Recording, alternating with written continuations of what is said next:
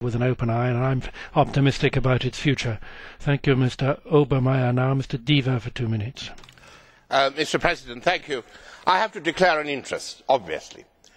I was born in Sri Lanka. My grandfather was a senator and he was a founder member of the main opposition party. It is pathetic that a vicious 30-year terrorist insurrection claiming 60,000 lives has all but been forgotten by this House and replaced with international judgments about how the war ended. For 30 years, state actors defended the rule of law against non-state actors who terrorized an innocent population, using them at times as human shields.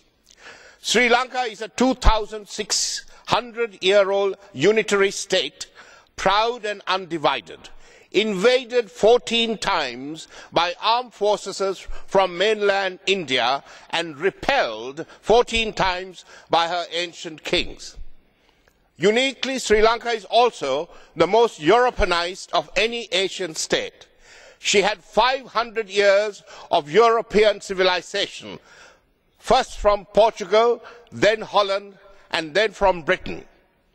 She became a universally franchised democratic state in 1928, far, far earlier than 19 out of the 28 EU member states who now think it wholly appropriate to lecture her on democracy.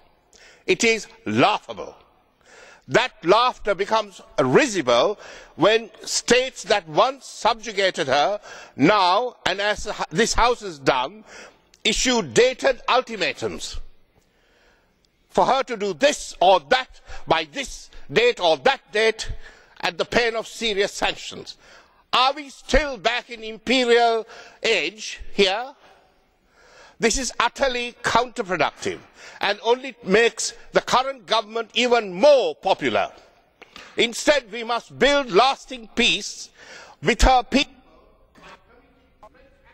Vielen Dank, Herr Kollege Deva. Herr Kollege Deva, gestatten. Thank you, Mr. Deva. Will you allow a question by Mr. Murphy? Will you allow a question by Mr. Murphy? Colleague Murphy. By Mr. Deva? Yes?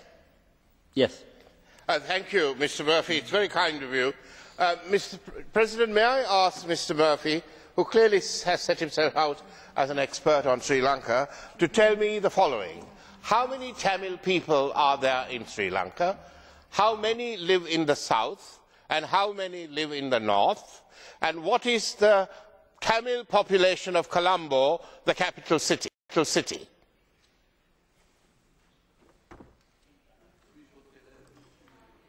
Vielen Dank, Herr Kollege Deva. Herr Kollege. Thank you, Mr. Deva. Mr. Murphy. For the question. I don't set myself out as an expert on Sri Lanka.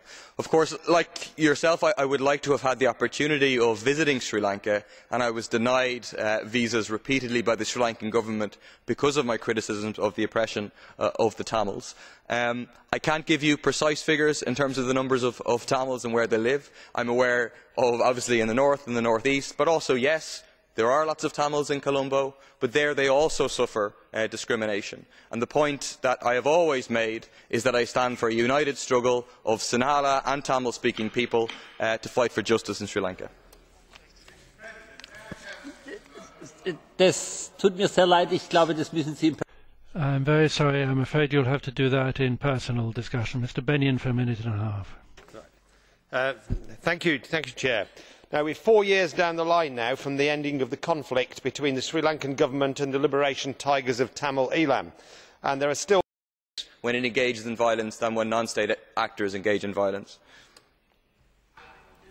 If Mr. Murphy heard me correctly, he would know that I did not excuse state violence against, I said defended the rule of law.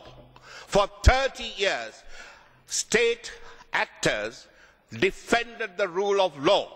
And if you look at how this war was conducted for 30 years, the South fed the North.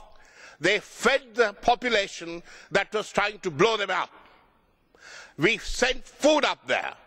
This is an act of terrorism by a small group of people. It has nothing to do with the Tamil population. Mr. President, vielen Dank, Herr Kollege Diva. Wir kommen nun